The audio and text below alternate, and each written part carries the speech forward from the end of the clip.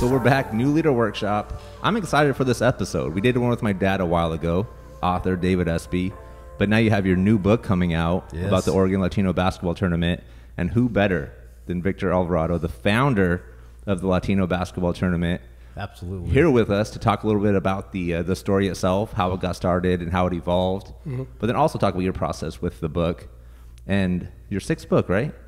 Yeah, my seventh book. I should know that as your son. Yeah, and it's okay. With you being on the podcast right now, I should have known that number, but it's okay. That's incredible, man. 7 books since you retired. You decided you didn't want to take a break. You wanted to pick up a new career and started writing.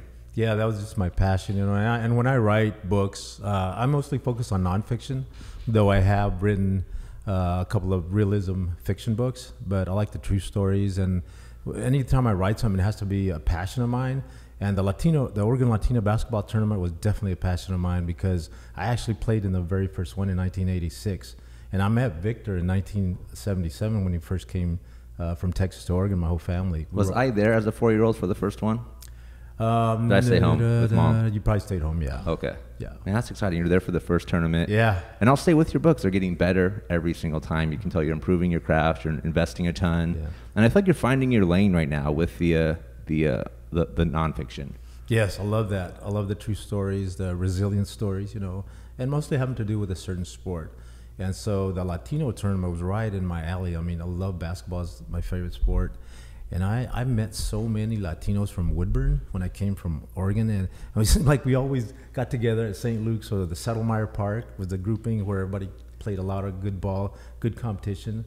I never realized how talented these Latinos in Woodburn were, you know, because in Texas it was basketball all the time, had a lot of good athletes. But when I came over here, boy, there's some talented players that are tough. So it was a lot of fun. And yeah, it's really cool how my passion grew for that. And then when Victor founded started the tournament, wow, all along, even now as I'm almost 62 years old, I'm 61 years old. Well, when I became an author, I always wanted to write a book on Latino tournament, but I didn't have the details. I didn't have the photos. I needed more. I wrote a little short story on it, and I didn't have enough. And so I was writing my other books that I had, I just released my autobiography a couple of years ago, and that's been doing really well.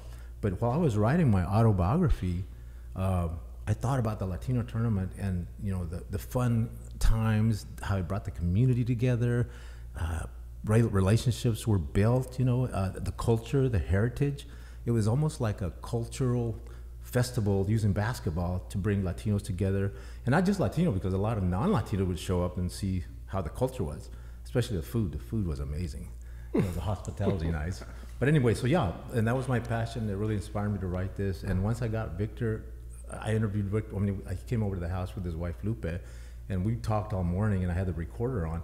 And man, he gave me so many good details that I didn't know about. A lot of good details. And then he directed it for 5 years, and Anthony Veliz took over in 1996.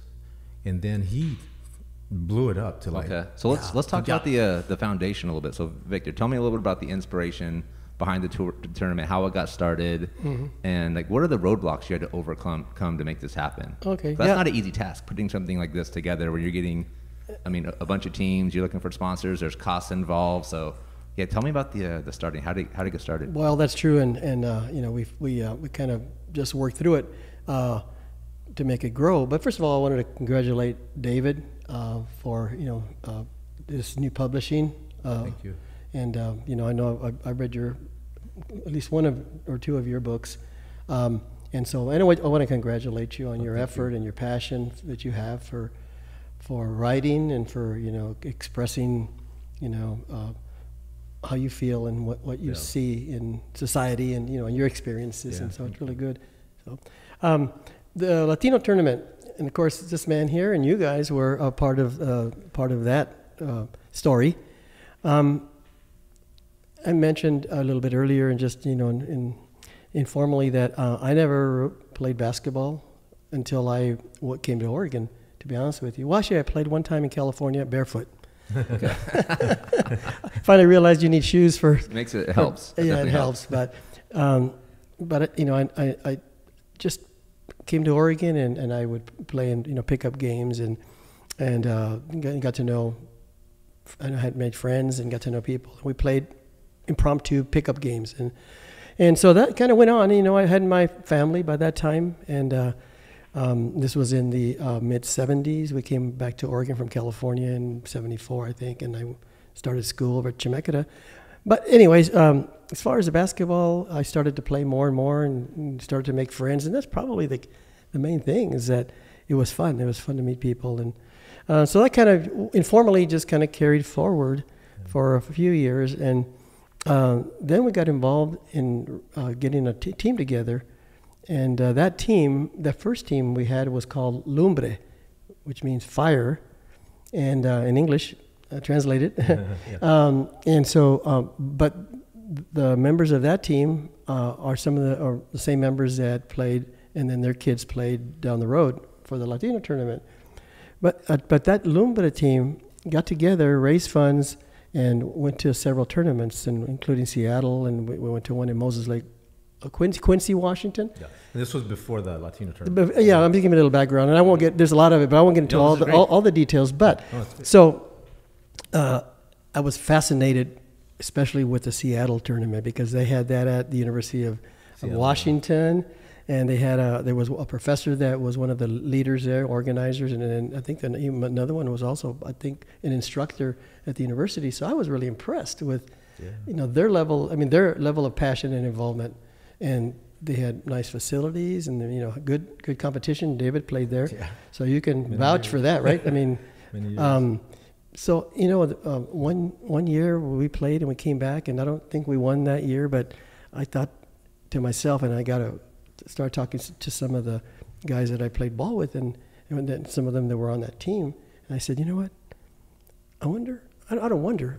I know we can do a better job. Not that we wanted to outdo them, but I thought, there were some things I didn't like about the tournament, the seating and just some of the things that I thought we could improve on.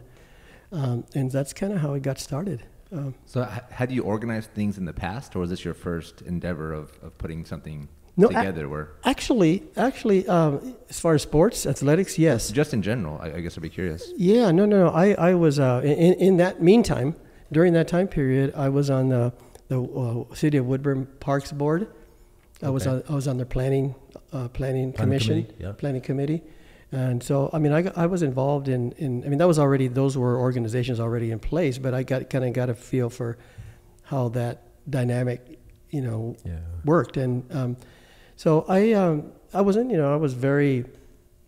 passionate, starting to get real passionate about that idea. It was just an idea. Yeah, that's great. Yeah. So curious, I guess we'll go to you first, Dad. How did this impact the community? Because I think you look at community now, and you don't really lose touch with people because you're on Facebook, and even I'm getting to my upper 30s, but even for me, I always had MySpace or AOL Instant Messenger and all these different ways to stay connected with people.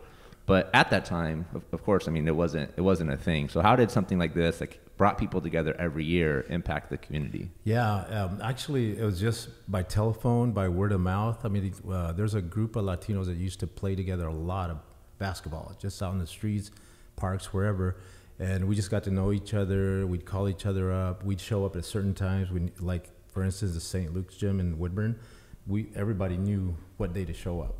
And so, once this tournament, Victor founded the tournament and started putting it together. A lot of work went into it, and I wrote a lot about how he did it in the book and the challenges, the rewards. But anyway, once that happened, we just knew it was no Facebook, there was no iPhones. We just called each other by the regular rotary phone, and this is where it's going to be. And then Victor and his wife, bless their hearts, they took a lot of phone calls from a lot of people because that tournament grew big. It was huge. They had sponsors, And so they put up with a lot for the community, and it brought the community together. Everybody loved it. Everybody had a passion for it. Every year, they looked forward to it. I mean, I got excited every time I heard it was going to be on this day in March. You know, March Madness. Like, so one of the players, I interviewed one of the former players for the book, because I interviewed like 20 former players, and one of them said, I thought it was better than March Madness. Because he played in it. David Gonzalez. Anyway. But yeah, anyway, so that just word of mouth and just getting to know each other. It's really amazing how I don't know how we did it, really. I mean, now you have your iPhone. It was a team effort. Yeah. A lot of passion. Yeah. Mm-hmm. And I even think now how easy it is. You just like Eventbrite, using a website like Eventbrite. People register, everything happens automatically. I didn't even think about the fact that you were actually answering the phone and having to track everything on a piece of paper. It just kind of blows my mind. Well, I'd like to elaborate on that if you... Please, yes, I'd love to hear this. But before that, I really would like to, since this is going to point, at some point, other folks are going to see it, I'd like to just give my acknowledgement to the original members of the organizing committee, because even though my wife and I were in the middle of it, we had most of it that we did at our house as far as organizing meetings and whatnot. There was a core group, and I know, David, you're going to mention that in your book. Yeah, it's in there. I know it is because you've talked to some of them. But there was a core group. There's a core group of people from the local area, and if you don't mind me mentioning them, I'd like to acknowledge them, because without them. The Reese's, the Flores. Yeah, because we all, the way I figured it is that the only way we could do this is if each one of us, as far as committee members, did their role, played their part, worked 120% to get it done, and I was just a tool to kind of keep it going. And but I'd like to recognize them, and there's Joel and Marianne Ruiz from Jervis.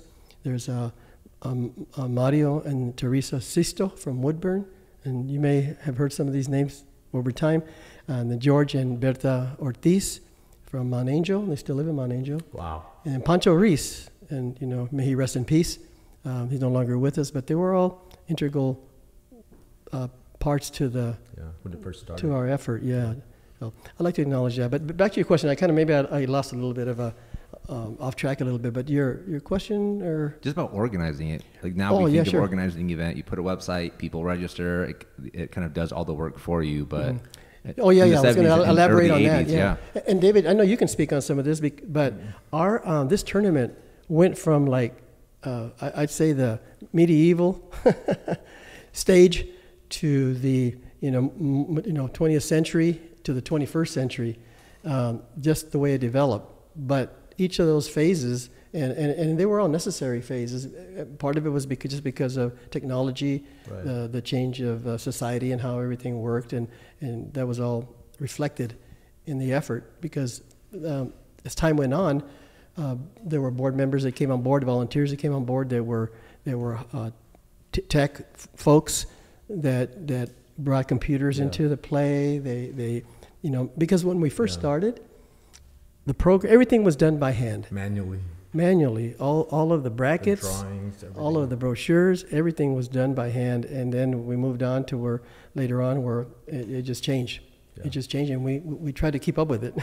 But so that's kind of the evolution of how the organization started. But so just kind of so people understand perspective, at its peak, like how many teams did you have competing? Because I remember there were, you even got into like age groups where we had, I remember playing it in like 7th and 8th grade. There's a 3-on-3 tournament. Yeah, the Latino, it was called the Oregon Hispanic Tournament, is what Victor titled it.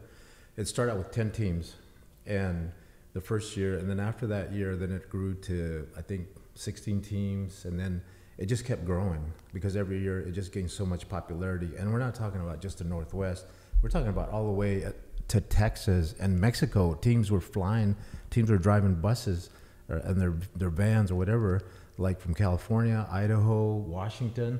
A team from Sunnyside, Washington, Rick Hernandez, he'd bring his team all the time. He played like 10 years. He'd bring a whole team.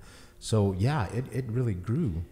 And so, yeah. Because there were even professionals in other countries that would come and play in this tournament. I remember you coming home and talking about the people that you played against and where they were playing professionally. Yeah, there were some tough teams that started coming. And it was, at first the local teams were winning the terms, like Lumbre, Conocidos, people like that. I was really excited to watch those guys on championship games. But then you get the teams from California, Oakland especially. They had some tall guys, and they were good. You know, had point guards that could hit the three from way out downtown. Very talented. And that's when I started realizing, God, I can't believe how good some of these Latinos are. That they are competitors. And so it was fun. Yeah, so yeah, it just grew attention from everywhere. And Victor and his wife put this thing, or put a lot of work into it. And the committee, the support they had from all of us. But, you know, the reason I wrote this book is not only because I had a passion for this story, but also I want to recognize what it took to put something like that together when we didn't have technology, when we didn't have a lot of the things that we do now, and how it grew so fast by just word of mouth, by people talking about it. I mean, they were doing the advertising for us, right, for you guys. And yeah, it was just amazing, and you know, it was a blessing to have a community event like that through the sport of basketball that just brought the community together. Because, you know, I think about how divided our country is right now. And if we had more of these events, people could come together with cultures, different cultures. Like ours happened to be the Hispanic culture, right? And that we displayed the culture, the heritage to other people that weren't of our culture, and they loved it. They loved the food, they loved the entertainment, the athletes there were pretty amazing. They showcased their talent. And even Latinas started signing up. So the Latina teams grew also. And so, yeah, it's like people need to know about this, and people need to understand that there was a lot of work put into it. And not just by Victor and his wife, but by the volunteers, the younger kids that ran the scoreboard, the people that cleaned up the gym, the people that made the schedules, the people that took care of business if there's an issue. And there weren't too many issues, but, you know, I did write in a book about the ups and some of the challenges. So I'm excited for people to read about those, you know. Yeah. That's awesome. And so Victor, the like at the peak, do you remember how many teams there were? Well, that's an interesting question, because eventually it was broken into, not broken into, but as the tournament developed, we first of all added a youth component. 3-on-3 youth tournament. I remember playing in that. And so we played 2 years. Yeah, I know you did. I remember some of those, some of the elbows and stuff. Yeah. No, but so, you know, we added the youth tournament. We call it the youth 3-on-3 tournament, and we got, you know, a certain number of teams that played there. We usually have real good turnout there, and then we had the men's tournament, and then we eventually added the women's Latina tournament, and then the Legends tournament. Classic. So there were four divisions. And but during that progression is when we had those four groups, those four components, is when we had the highest attendance. And I think it was around, I want to say 24 teams, but it was between 18 and 24 teams. It grew to 36 teams, and the youth grew to 90 teams. Are you talking about for the open division? The open division. Yeah, that's what I'm talking. Okay, the open division grew to about 36 total. Sure. Yeah, and the final of it. Yeah, right. And then the youth component, I mean, there were hundreds of teams that played in that, and then we added to the youth tournament, we added a component, and it's always been about not just sports, but education. Education and family. Those were the three areas that we focused in, and you know, you guys all were part of that. But I would like to say one other thing, and tell me if you were going to ask about it later, and I can wait. Let's go. I love it. You know, the Oregon Latino Basketball Tournament, OLBT was what we called it, was not a brainstorming thing. There were already footprints or blueprints for us to follow. One was the Seattle tournament, which we lived because we played in it. The other one that really inspired me as well was the Tommy Nunez's tournament. It was the Hispanic National Tournament. I don't know if Fiestas de Patres or something like that. Fiestas de Patres. Yeah, and they're still going, and they have hundreds of teams that play. But so I learned a lot. Matter of fact, Tommy Nunez was an NBA ref for many years, and his son too, right? And his son Tommy Jr. And they both came to help us promote the tournament, but. Whenever Tommy, after the third year, word got out about how good the tournament was and how it developed, how big it was getting, Tommy Nunez called me That's You amazing. didn't know this, but he called and said, "Hey, Victor, I heard about your tournament. Here's I'm Tommy, and I already knew he was a referee." He says, "I'm going to be at doing the Blazer game." Yeah. He says, "Friday night or Saturday night." And he goes, "I'd awesome. like to meet you. I got a couple of tickets if you'd like to come." And I go, "Tommy, we'll be there." And so we went to Will Call, picked up the tickets, and met with him afterwards and had a bite to eat. And that's how that relationship started. He told me when we first met with him, he says, "Victor," he goes, I'm you guys are doing really good work up here. We'd like to, be part of you. But the other reason is I invited you is because I would like to invite your top teams to come and be part of our tournament." And I feel like that's such a big part of the Latinx culture that maybe isn't spoken about as often in the mainstream, the mentality of what's mine is yours. Yeah. Right, like this is my house, but it's your house if you're here.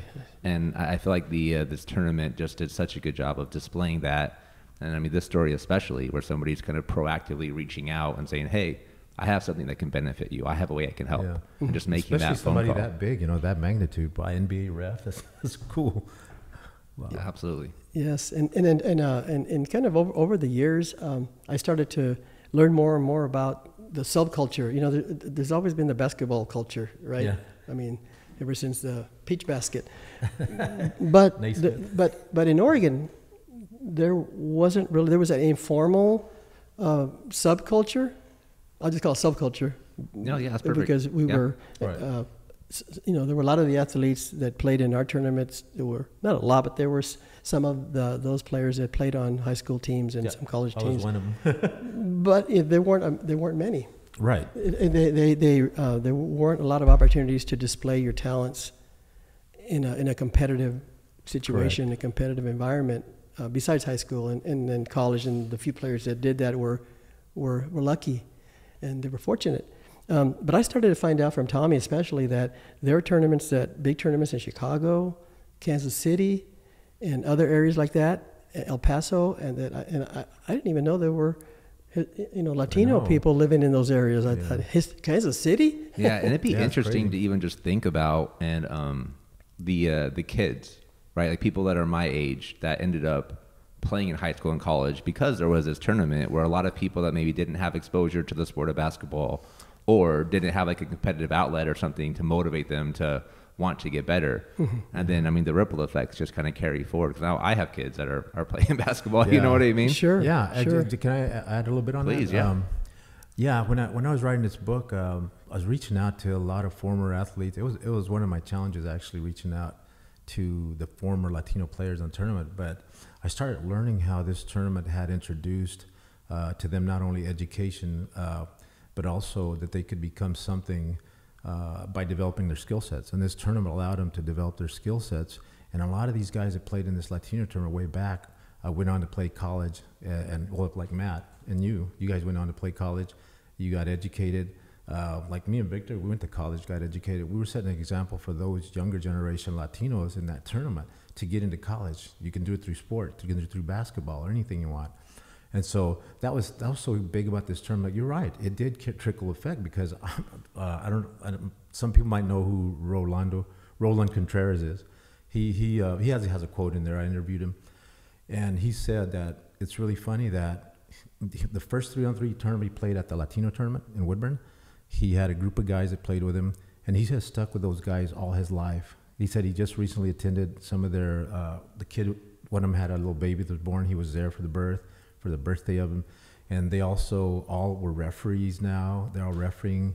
They all played at Woodburn High School, which I wrote about the 1995 team that went to state. That was an amazing story. So I gave him a little tribute to that. So I interviewed Enrique Sandoval, who gave me a good little interview. So it was amazing what that tournament did for them. It just opened up things that they didn't know existed, and they just kind of started getting a passion for this. And they went on to get educated, and all of them went to college. It's pretty amazing, and it keeps going on. I mean, I actually mentioned all those people that went on to play college basketball in the book. So that was really a blessing and such a good thing you guys did for the community, because you helped a lot of kids. Well, you know how amazing this is. I'm getting excited. Yeah, I'm too. I'm getting into I really it. am. I can't wait. I mean, the book's being printed right I'm going now. to my hot chocolate pretty soon here. The book's being printed right now. So. But usually we start with why, but I think maybe we'll end with why. So maybe first, Victor, I'd love to hear for you why you started the tournament, and then maybe how the motivation shifted as it progressed. And then I'd love to hear for you the why behind the book as well to kind of close it out. Sure, sounds good. So the tournament, why? Like, what was the original motivation? I think we touched on it a little bit earlier, but and then like how did the motivation progress as the years went?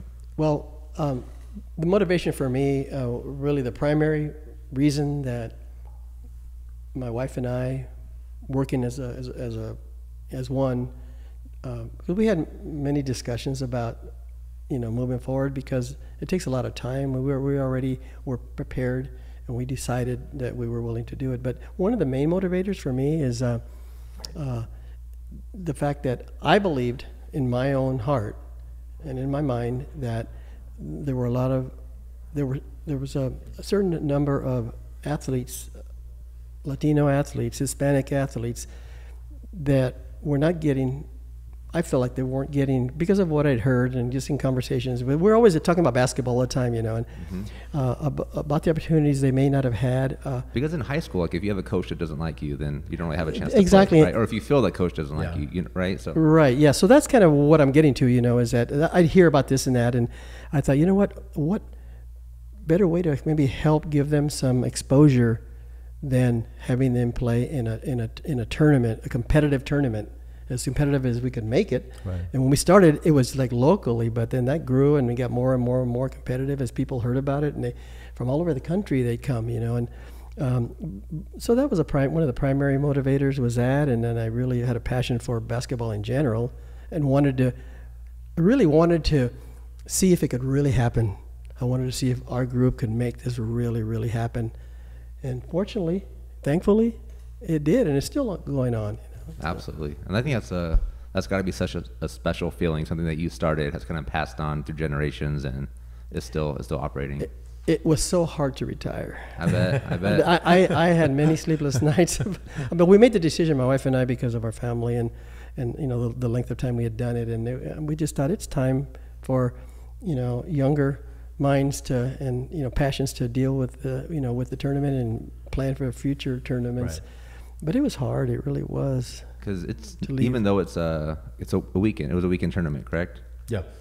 It was started over out on Friday and then Saturday, but the Right. youth was a week before. Yes, it was always got a week really before. big. There were two separate dates or weekends two that different we would do weekends. it. So it's probably about 6 months of work. Is that pretty accurate? yeah. Like Oh, any- at least. At Oh, least, yeah. yeah. Well, That's what I wrote. to be honest with you, to be honest with you, we ended in basically at the end of March Madness. Our tournament was over, and then we started planning again. Okay. And then part of that post tournament kind of coordinating was not during the first couple of years, but in the last year that we did it, before we stopped for a few years, and David you'll talk about that. We started a scholarship program. We took whatever money we had left over, and we had some money left over. We gave it away as scholarships. And I think the first year we only had 3, and so they were all through the Woodburn High School, because they were at that time we lived there, and then there seemed to be the makes sense, yeah. best thing to do. We expanded it to other communities, and after that, but anyway, that's kind of how it evolved. No, that's great. I love it. And then the book, like, what was the inspiration behind the book? You had just written your autobiography, which is just a powerful story. Yeah, and as I was writing that, I was writing about the part where we moved to Woodburn because we were getting evicted from the rental at Jervis. We're pretty much homeless for a while there. And when we hit Woodburn, that's when I actually met Victor. And in basketball and sports, to me, was like counseling. So that kind of gave me a lift, But so anyway, as I got done with my autobiography, published it, all that. And then I wrote little things here and there about the Latino tournament from Woodburn, but nobody knew about it, and I didn't know if I was gonna write or not because I didn't have enough. And so, because of what it did for me, that tournament, brought me so much joy every time it came around in March, like a lot of the former athletes, and what I saw in it, the community coming together, the food, they had a hospitality night that they created on Saturday night after the first day of the tournament. It was a lot of fun, and I learned a lot about my own heritage, believe it or not, coming from Texas to Oregon, that I didn't know through the Latino tournament. Spanglish, the Spanish language is probably the connection that we'll always keep in our heritage. but the Spanglish was just amazing with a lot of these basketball players. But I just saw how everybody enjoyed it with a passion and just wanted it every year. They just loved it so much, and I did too. And so I decided, I need to deliver this. I need to write it so that people know what it took to put it together, so that people know that communities can come together and have fun, and there are challenges, and I did write in the book about the challenges, but there are a lot more rewards. And I think I was so thankful that I knew who Victor was, and that I was able, when I called him, and he gave me the blessing to come over and so that I can interview him and his wife. I mean, we talked all morning, right, on the recorder. Oh, yeah. I had you all morning, so you gave me so much detail, and that was great because I could translate that into my words and paraphrase it and make. And I thought, I have a book now, right? But then he tells me, you might want to talk to Anthony Veliz. He might be. Oh, you're right. I was going to try to reach out to him. Anthony was the second director, and Anthony directed it for 10 years, and he was like. Got some great sponsors, so it got even bigger. So anyway, I did that. And so when I had Victor and Anthony, I thought, oh my gosh, I got a book. And then they had photos, and I'm like, oh my gosh, that's treasure. That's like gold for me, right? Pictures, man. When I saw his pictures, all the memories came back. I remember all those guys. I remember all those teams. And so I was able, the only thing that I was a little disappointed about is that I would have never been able to get everybody's names because I wouldn't be able to get a hold of them. So some of the photos might not have names just so that I'm not inconsistent. But but I did write about the teams that won. And so anyway, that gave me so much inspiration to, people need to know about the story, what it took. People know about how kids went on to college because of this Latino tournament, how they became better basketball players because of this tournament, and how they watched their parents play. And now, believe it or not, I mean, we were what? We were players, then we were dads, and now we're grandpas of kids who are playing a Latino tournament. Isn't that crazy? I know. Absolutely. I mean, it's just amazing what this tournament did, and it just keeps. And believe it or not, Jake, I reached out to a lot of these former players. I found them on Facebook, which was good for technology. Or Victor gave me some numbers, or Rick Alvarado, who I know was one of my friends. He gave me some numbers I could call, so I started calling these people, and then they started messaging me. Hey, I heard you're writing a book, and they want. Oh yeah, what year did you play? Send me a quote. That's so awesome. I was really excited. So it just inspired me to write this and put it out there, and I think I would think a lot of people will see that they're going to learn a lot about it, where it transitions from Woodburn to Jervis, then from Jervis to Willamette University, where it's being held today. It's been going on. I think it needs to keep going for our younger generations. We need to train them to have better leadership skills so that they can someday, carry it on for their kids and their grandkids. So it's pretty amazing. It's huge. I mean, I'm really happy. I'm proud of what I did. I hope that people enjoy it because I did put 4 years of work into it. So yeah, I'm really excited. They're actually being printed as we speak. That's exciting. Where can people go? Where should people go that want to support, that want to get the book, and are curious, that want to learn more? Yeah. So just go to my website. It's www.davidesp.com.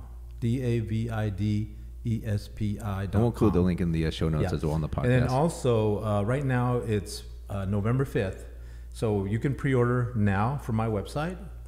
But later in November, it'll be on Amazon, Barnes and Noble.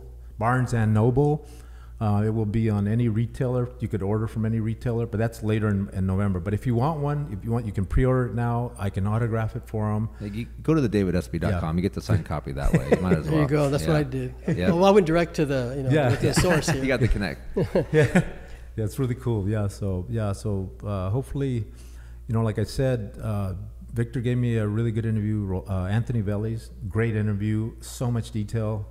Rolando Ramirez, guy's a funny guy, but he has a lot of heart. He just ran it for 13 years. And yeah, what a story he had. So you'll read about him. And I also added some other stories. Rick Hernandez from Sunnyside, Washington. He has a story. His story is really resilient. And I wrote a story about when we won the Seattle tournament. When the Woodburn Hispanic tournament took a break after the 5 years, and I wrote all about what happened there. And then Anthony Veliz, before he revived it, that 1995 Woodburn High School team went to state, so there was kind of something else exciting for the city of Woodburn there. But then when Rolando took over, then it went to Jervis, and they had it there, but the venue just wasn't big enough, so they had to find something else. But it was a lot of fun during the Jervis days too. Yeah, that's exciting. But now Willamette, it's huge as Willamette. So yeah. So unrelated, this summer I started playing golf, and so we need the Latino golf tournament to happen. Is that a thing yet? He knows about that. Oh, it is. Is it? Where is it? It's been going on. It's been going on for, and Rolando. Yeah, Rolando Ramirez. He'd be the one. He does that also. Yeah, and that's been going on for at least, and somebody can correct me. It's well, I think in the past few years it's been at the Oakno. Okay. Is that on 22? Yeah, at Oakno. But that's been going on for at least 10 years. Okay, I'm brand new to golf. I don't know anything about it. Well, I don't think it's that competitive. I mean, it's competitive for the guys that are terrible. so Actually, it'll be perfect for me. It's competitive for the guys that actually win something at the end, but the rest of us, we just have fun. Exactly. Okay. Yeah. I'm going to be there. I want to mention one more thing. Anthony, when I was interviewing Anthony, and I had asked him, what was the most impactful thing about you running this tournament and the 10-year run and all that? What was the most impactful thing? And he told me a story about a little boy that was adopted by a mom or a foster parent, and he had been removed from a dysfunctional home, and this little boy kept talking about committing suicide, and so it really kind of touches me. When I was writing it, I was kind of tearing up a little bit because this little boy, she got him into the Latino tournament, the youth tournament. And one time, Jerome Kersey came to do a keynote before the tournament started. Well, this kid, he won the basketball that they were raffling, and Jerome autographed it. And he was so happy, this little kid. And Anthony went over to the lady because she was in tears and says, "Well, why are you in tears?" He says, "This is my son." And she kind of explained what he had been through. He says, and now he doesn't talk about committing suicide anymore. He talks about going to the tournament. Wow. Looking forward to the tournament every year. Yeah, that's incredible. It's powerful. It's amazing. It's amazing, because all that is true, and that passion that, I just wanted to just touch a little bit on how the evolution and how the Latino tournament transcended just basketball. And like you were saying, David, it transcended basketball into family relationships. Mm-hmm. I can't tell you how many times every year after the tournament, between the time the tournament ended and the time it started again, how many phone calls I got from, especially on the youth tournament. "Oh, what time are you going to have it? You're going to have it again, right? You have to have it, And so it just it became a family affair, and a lot of it, it affected and touched a lot of lives. It still does. 100%. It still does. Definitely. Yeah. I can't wait to read the book. I haven't read it yet, so I'm excited for the copy to come. I am too. I told David I can't wait. I can't wait. Yeah, it should be next week. Like November. I'm guessing November 12th, 13th. I should have copies. I'm hoping. Mm-hmm. But it's print. They're printing it right now. It's really exciting. My publisher got a hold of me. It's at a California printing plant, and so he's gonna email me as soon as the UPS code is. Let me know when it's going to arrive and all that. So I'm excited about that. I'm also hoping. I've thought about this. I haven't mentioned to David, but I'm hoping that, and I'm going to send a copy to Tommy Nunez if he doesn't order one first. Oh, awesome! Because I'm hoping that all these regional areas have their own stories. Mm-hmm. They have their own stories that should be heard. Yes. And a lot of folks know about these, especially his tournament because it's been going on for so long. But these efforts tend to be regionalized, localized, but they touch a lot of lives beyond our boundaries, beyond our city limits and county limits. And I hope that Tommy thinks, after he reads the book, I know he's going to be, his name's probably mentioned in there too. Yep. I know he's going to be. I hope it makes him, gives him an inspiration, or to kind of think about sharing his story. Mm-hmm. With the nation and with the readers. Yeah, sometimes it just takes that inspiration to see it's possible, right? Exactly. Like your story with the other tournament, you saw it and I can make this happen. Oh yeah. Now you see a book, you see somebody writing, about Latinx culture. It's like, I can do this as well. Absolutely. Right. So that representation is so important. But to your point, that'd be beautiful to understand like how everything was a little different, right? All the different regions and how they put it together and the legacies that they left behind. So. Sure. Yeah, it was definitely. I enjoyed writing it. I know it's a lot of work. If anyone's thinking about writing a book on something, make sure you have a passion for it because it is a lot of work. And if it's not your passion, I don't recommend writing a book. It's a lot of work, a lot of editing, a lot of, like interviews that I did. I had to wait sometimes months for these guys to get back to me because they have schedules too, right? So I had to be patient. Victor was one of the prompt ones. He was good. he showed up. Right? Yeah. No, that's similar to when I interviewed Kelly Williams Brown, who's written a few different books. Oh yeah, I know her. She said that like people just think that it's easy to write a book for some reason. Like nobody's out there like I'm gonna make an action movie, but people like everybody has this thought of like they can write a book, but to your point, like unless it's something you're passionate about and something that's really just a burning desire inside of you, then it might not be the right move because it is a lot of work. Yeah. And I've been doing it for 11 years, and I learn every year. I think that people have said as I write another book, they can see the improvements and how much better the writing is. Definitely. And I have learned a lot. I mean, I do a lot of self-directed writing courses and grammar studies and stuff. I spend a lot of time by myself learning. Yeah, it's good though. That's the passion. Yeah. Awesome. Cool. Well, davidsb.com. Make sure you visit it. Buy 5 copies. Buy 12. You want one to keep brand new. You want one for your friends. Christmas is right around the corner. Yeah. Spend all your money on this book. davidsb.com. Thank you guys for being here. And I want to say thank you so much for having us. Thank you to Victor. Oh, thank you. Yes, being here. I was excited about coming. But, yeah, absolutely. I didn't get as nervous as I thought I was going to get. Good. Pretty relaxing. We enjoyed it. Awesome. Thank you guys. Yeah, thank you, David. Thank you.